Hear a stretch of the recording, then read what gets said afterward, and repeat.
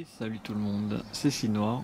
Aujourd'hui on se retrouve en direct de la Formica Room version Sid Noir. Donc on peut voir une optimisation de la place, des installations au top de la technologie. On peut voir des installations avec de l'eau incroyable. Toujours prêt à innover Sid Noir. Donc voilà, là on est, je pense, à la pointe de ce qui peut se faire pour l'élevage de fourmis, et en plein air en plus, c'est incroyable. Voilà, donc bon, évidemment, plus sérieusement, moi j'ai fini mon déménagement il y a 2-3 semanes, mais alors mes fourmis, elles par contre, elles sont encore en plein dedans, puisque là j'ai fait vraiment une installation de fortune. On peut voir que c'est vraiment le bazar, là c'est toute l'installation de mes fourmis, les cartons, voilà. Elles sont encore dans les cartons, voilà. Et puis voilà, il y a encore pas mal de bazar dans cette pièce, mais en fait, ce que je voulais montrer dans cette vidéo, c'est en fait la nouvelle installation qui se fera ici, donc dans le jardin, qui est un ancien poulailler, enfin pigeonnier. On peut voir sous les tôles, voilà. Donc ce sera une installation en plein air. Et d'ailleurs, on peut voir des vieilles reliques dans ce tas. On va faire juste une petite aparté là-dessus. Ça, c'est. Alors, c'était le premier nid grand format que j'ai fait quand j'étais ado. Donc, la chaîne n'existait même pas. YouTube non plus, d'ailleurs. N'existait pas. Internet non plus, d'ailleurs. Et donc, j'avais fait un nid avec des Formica. Les Formica qui font des dômes, mais pas comme en Suisse ou dans le Jura, je crois. Des dômes vraiment au bord des champs, pas de 30-50 cm de haut. Et donc j'avais pillé à l'époque un nid, parce que moi je savais pas du tout que c'était mal. Mais bon, il n'y avait pas internet, tout ça. Et donc j'avais fait un nid entre deux pare-brises de voiture. C'était des pare-brises de 4L, je crois que j'étais allé chercher avec ma mère à la casse. Et donc j'avais fait un nid absolument immense, et la colonie prenait plus de la moitié du pare-brise. D'ailleurs on peut voir, enfin là vous verrez pas, mais il reste encore des vieux cadavres de l'époque, il y a donc il y a plus de 20 ans. Donc voilà, c'était dans ma chambre, j'avais ça déjà à l'époque. Et d'ailleurs cette plaque de plexi qui a nettoyé était juste à un côté de l'aire de chasse, qui était immense. Ça faisait 1,40 m de long, je crois, sur 80 de large.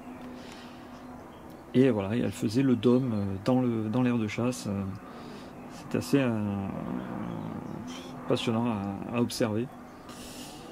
Enfin bref, et du coup, oui, on peut voir aussi des vieilles reliques, enfin moins vieilles du coup. Cette aire de chasse vous dit sûrement quelque chose pour ceux qui suivent ma chaîne depuis longtemps. Voilà, c'était une partie de l'aire de chasse à Crobranche, si je me souviens bien. Et d'ailleurs, oui, voilà, on voit l'autre partie, voilà, il y a une ficelle qui partait de ce bloc jusqu'à cette partie-là. Voilà, donc on peut voir que l'installation a bien vieilli depuis le temps, parce qu'elle n'est plus utilisée. Mais pourquoi pas la réutiliser dans une autre, dans l'avenir, pourquoi pas. Puisqu'on y est, qu'est-ce qu'on peut voir dans ce bazar? J'ai récupéré des abreuvoirs d'oiseaux qui peuvent servir. Ça c'est le carton de mon de mon trépied que j'utilise maintenant, voilà, qui est là d'ailleurs dehors.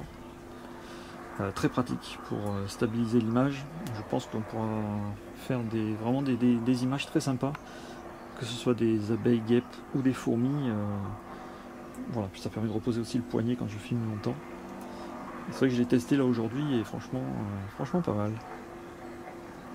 Et sinon, vite fait, qu'est-ce qu'on a encore là? On a le nid, un des modules de ma fameuse grande colonie de la Suisse Niger.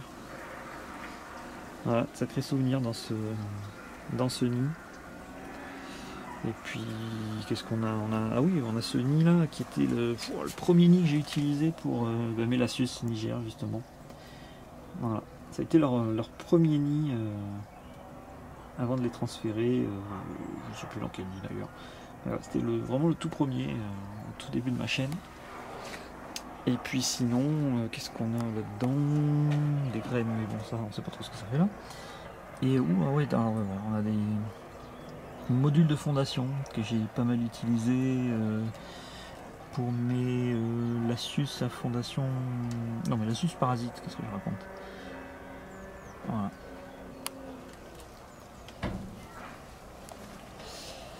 Voilà, en gros, oui, ça c'était voilà, la séquence nostalgie, on va dire.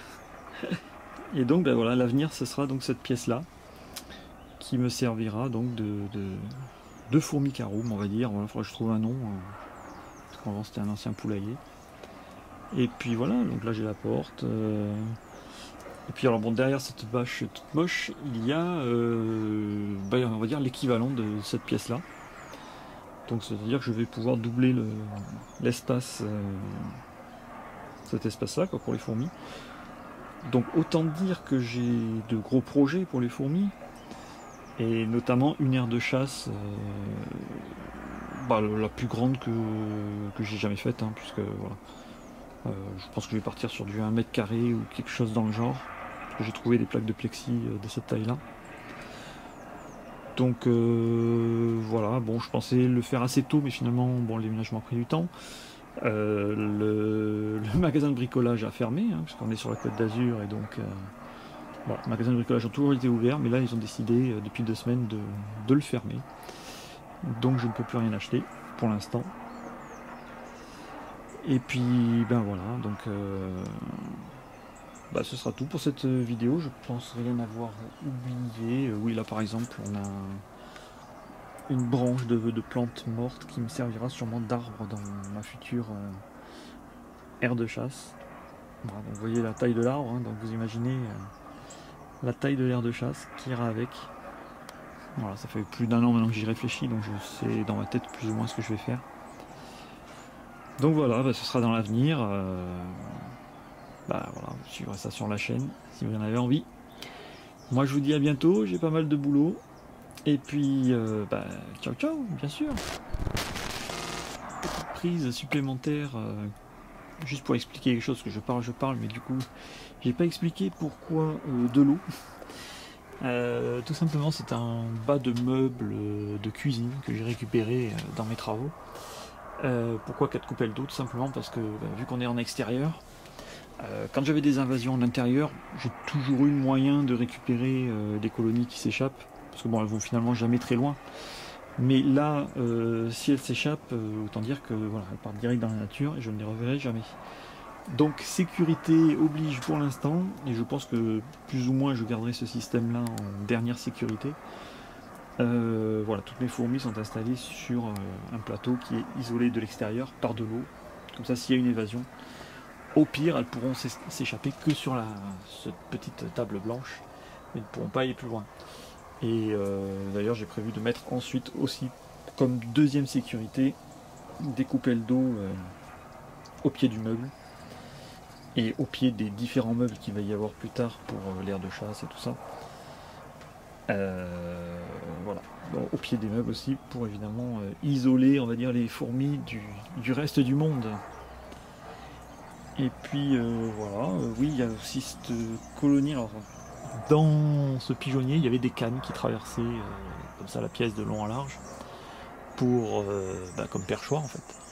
Et en fait, ces cannes qui étaient là depuis des années et des années, bah, en les cassant quand j'ai voulu les enlever, il y avait une colonie de fourmis dedans que je n'ai pas su identifier d'ailleurs. Je ne savais même pas que j'avais ces fourmis-là ici.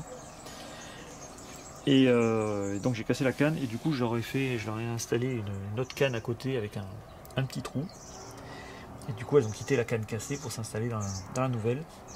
Alors je sais pas si quelqu'un est capable de l'identifier. Donc du coup elles vivent vraiment dans des nids secs, hein, puisque la canne n'a pas eu l'humidité depuis des années.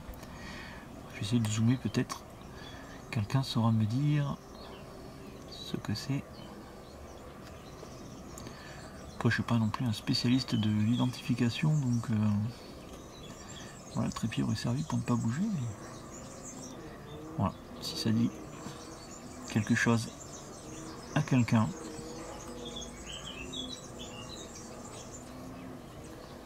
Hop là, voilà, évidemment, je trouve zoomé. Voilà. Donc je pense que je vais la garder. Ou pas. D'ailleurs, faudrait que je sache ce que c'est pour savoir ce qu'elle mange vraiment. Et pour les conditions, ça, j'ai pas trop de difficultés à savoir, hein, vu que dans quoi elle vivait. Hop, bon, je me relève. Enfin voilà, c'était juste la petite aparté qui dure encore 5 minutes. Et donc je vous dis ciao ciao avant que la vidéo dure 1 heure. Allez. Eh bien non, ce n'est pas la fin de la vidéo. J'ai oublié aussi, tant qu'à faire, j'en profite parce que je suis dans la pièce et que voilà, je vais pas faire une vidéo juste pour ça. Voilà, j'ai fait aussi des tests sur un bloc de béton cellulaire pour ma future aire de chasse justement. Faire repousser de la mousse comme j'avais fait dans une vidéo il y a bien longtemps maintenant. Et refaire des tests en extérieur, voir si la mousse se comporte pareil et arrive à se développer toujours aussi bien sur du béton cellulaire. Et je vois que sur les 3 morceaux de mousse que j'ai mis, alors celui-là par contre n'a pas marché. Celui-là, oui.